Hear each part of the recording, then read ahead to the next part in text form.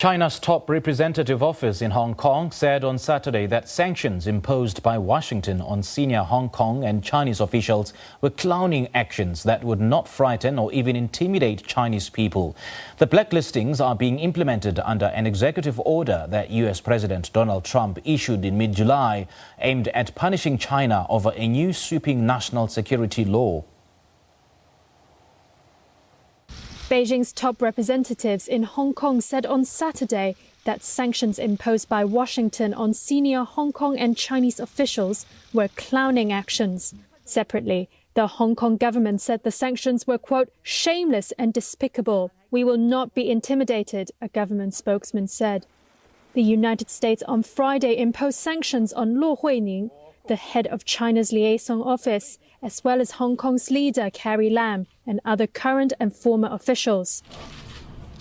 Washington accuses these officials of curtailing political freedoms in the global financial hub. The sanctions freeze any US assets of the officials, prohibit them from carrying out business in the country, and generally bar Americans from doing business with them. The move accelerates rapidly deteriorating Sino-US ties more than a month after Beijing imposed sweeping national security legislation on Hong Kong. Hong Kong financial regulators moved to calm market fears on Saturday as banks in the city grappled with the implications of the sanctions. The markets watchdog said it was not aware of any aspect of the sanctions that would affect how financial firms carry out their normal operations in the city. While some Hong Kong residents fear for the economic implications of the move, some welcome the news. I'm so excited. I'm so happy with the results because I think it's kind of a justice in Hong Kong. Beijing imposed the legislation directly on Hong Kong just before midnight on June the 30th, bypassing the city's legislature. Some analysts say this signals the start of a more authoritarian rule in the semi-autonomous city and march toward mainland control. Beijing and the Hong Kong government have said the law will not affect rights and freedoms and that it is needed to plug security loopholes. Some Hong Kong people have fled the city to set up home overseas, while immigration consultants have reported a surge in inquiries of people looking to leave. Due diligence and political risk analyst Daniel Wong joins us now via Skype to share more insights into these developments. Mr. Wong, a very good evening to you. Thank you so much for joining us. Welcome to the Globe. Thank you very much for your invitation. I'm proud to be here.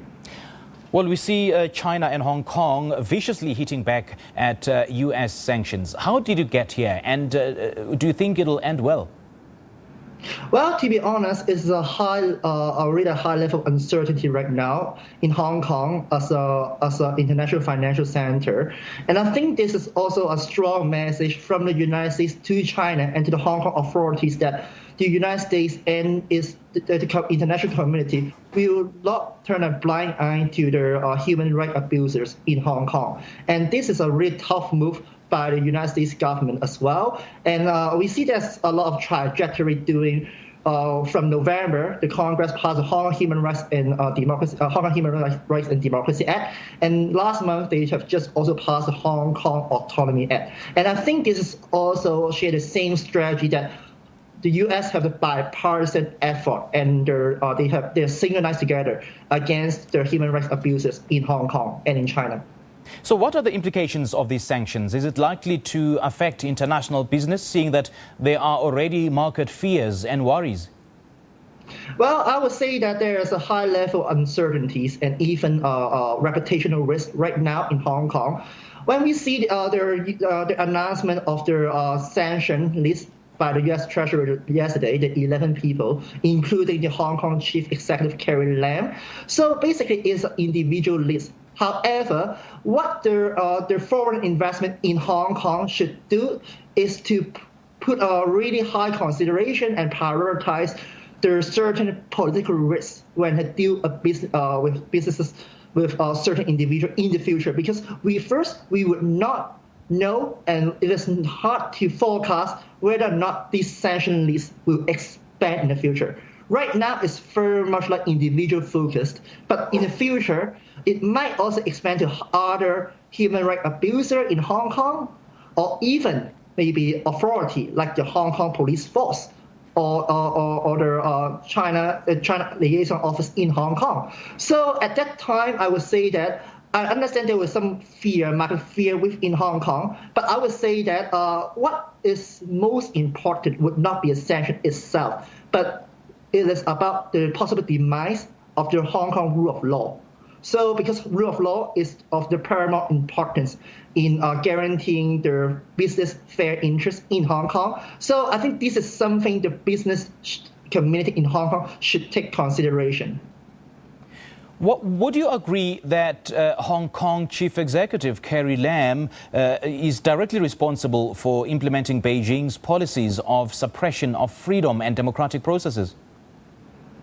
So basically, she is definitely a puppet of the Chinese government here. So because there's a really, we can see there's an indication and it is very clear that Hong Kong authorities and Kerry Lam has already breached the Sino-British Joint Declaration, which gives the framework of the Hong Kong Basic Law and the one country, two system, Hong Kong people ruling Hong Kong. So basically, this is stemmed from the international agreement between Britain and China in 1984.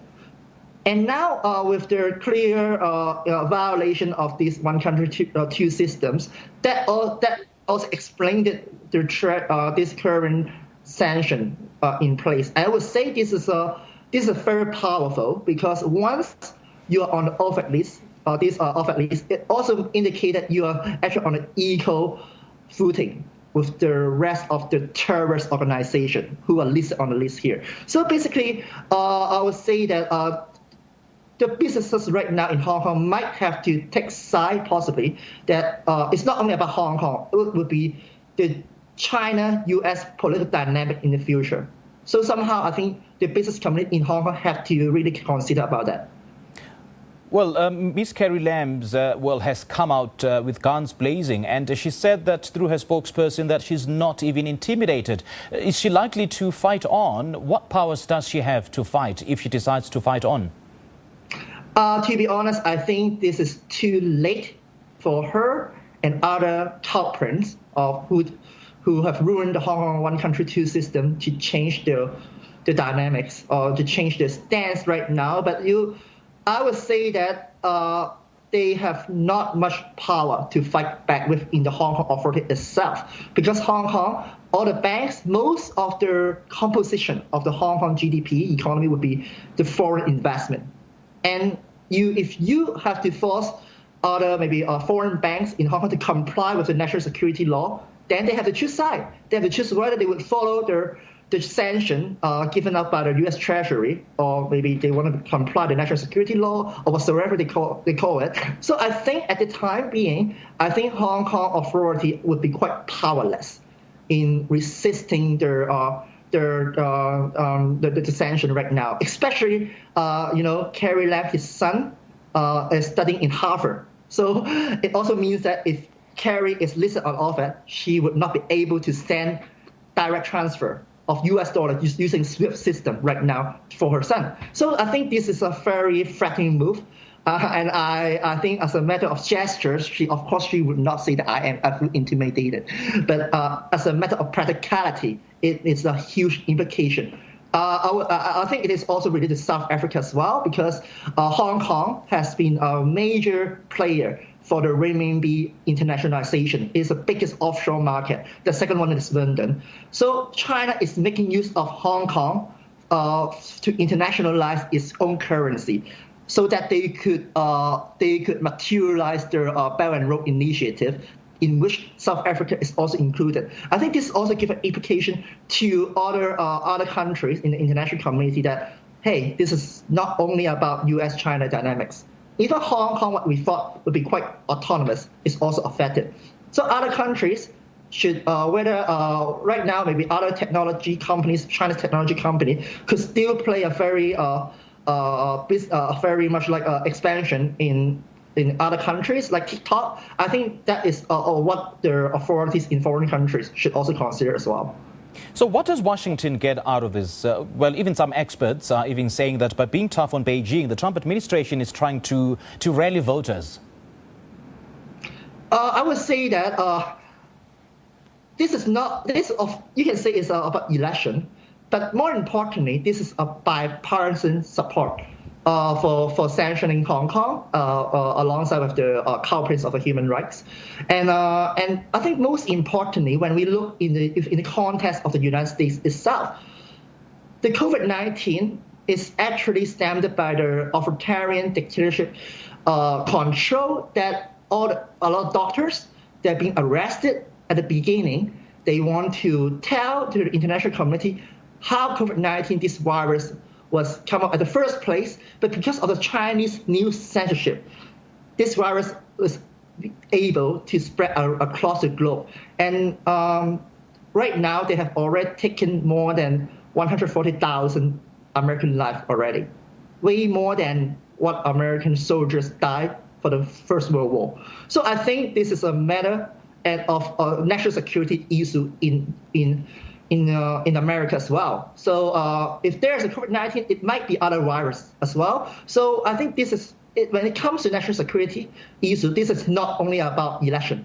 This is about safeguarding American life and the freedom, the liberty of the free world. And that is why I would say this is a very wise move that I would say is not only about US, but any countries in the world that aspire and endorse freedom and democracy should take a stance about choosing right and wrong between freedom and authoritarianism. Do you see China and Hong Kong rallying international support, especially from those countries which have broken ranks with the United States? Well, I would say that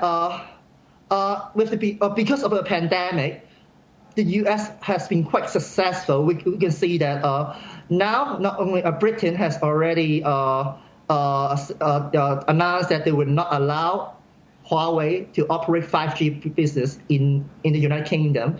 And last week, the Minister of Defense also came to Washington with a joint statement. And Germany, France also ended the extradition treaty with Hong Kong. So basically, this is not only a bilateral act from the United States itself, but also we can see that a lot of Western democracies are also standing together against the human rights abuse done by the Chinese Communist Party. And a lot of different countries do have plans to open doors from Hong Kong people who are very much educated and they have money as well. So I would say that for China to counter those, to do any sort of like countermeasure or a diplomatic maneuver, I would say that maybe they can rely on their partner, but most of those partners right now would not be the web country, first of all. But second of all is that do China still have the absolute loyalty from those traditional alliances they have here, like North Korea, or like maybe other countries, like Pakistan and stuff like that. So I think this is something that our different powers in play in terms of diplomatic chessboard have to consider seriously. So, Mr. Wong, for the ordinary business people in Hong Kong, what's their greatest fear that these international standoff would have, or the kind of impact it would have on how they conduct business? So basically, I would say that first, of course, they will fear the complete withdrawal of the foreign investors. I think the reason why Hong Kong has been one of the most successful financial center, maybe the third biggest after New York and London, would be they are making a very wise move in opening the door for the foreign businesses investment to come into play as a gateway of China, while China could also get their own company listed in the Hong Kong Stock Exchange. They could also make use of Hong Kong capital market to convert the currency, to conduct renminbi internationalization. But right now, it's giving this political bipolarity. So a lot of businesses feel that they have to take side. Either if I operate business here, what are the risks in complying the so-called national security law versus what are the risks of me as a business entity conducting business overseas because I have to comply to OFAC. even Chinese banks, including Bank China, have a very strict compliance control, and they have to follow the oath of list as well, because they do care about their reputation. I think this is somehow that a lot of businesses in Hong Kong have to fear. And I would say that, but luckily that right now the sanction is only against the individual, but not the whole jurisdiction. And a lot of Hong Kongers are being employed by foreign investors as well. So I would say that what their foreign businesses should consider would not be withdrawing from Hong Kong. It would be rather to put a political risk factor into their daily business operation. Like if I try to do a business or establish any account with a reputable or notorious human rights abuser, who is not yet in the sanction list, but he might be in the sanction list some months or some weeks later, then that would be this would incur a very high political risk. But rather, maybe they would say, but how about this activist or this human rights supporter advocate? So I think this is something that the businesses should consider in the future, and this is a very important factor as well. And to get a sense that more people are preparing to leave Hong Kong for the West. Can you repeat again, sorry? Do you get a sense that more people are now preparing to leave Hong Kong for the West? I think so. So basically, the United Kingdom has already opened its door for the British national overseas passport holders, which will commence next year, January. So a lot of, given their Hong Kongers who are very much educated and they do have assets, they do have money. So I think that would be, they would incentivize their move as well. And I would say that I would also highlight there's one, the campaign of Hong Kongers which is called the Yellow Economic Circle. Yellow Economic Circle. So yellow is a color symbolize the support of Hong Kong democracy and freedom. And a lot of people or human rights or democracy support in Hong Kong do believe that to be truly autonomous from the Communist Party control, we have to sustain our economic robustness. So I would say that if one day they'll be going to Japan, UK, Canada, or United States, they would also globalize, and what a lot of people are actually globalizing this yellow economic circle overseas. So in that way, we would bring the money to overseas. We will integrate with the Western society, with foreign societies. At the meantime, we will also protect our unique Hong Kong identity and maintain our economic robustness. Because only by then we could only translate those economic power into political power, because politics change every single day. Right. So hopefully one day we could return to Hong Kong and we could be with a true Hong Kong with our own decision-making power. We will not be a colony anymore. Due diligence and the political risk analyst Daniel Wong joining us via Skype. Thank you so much for your time. Thank you.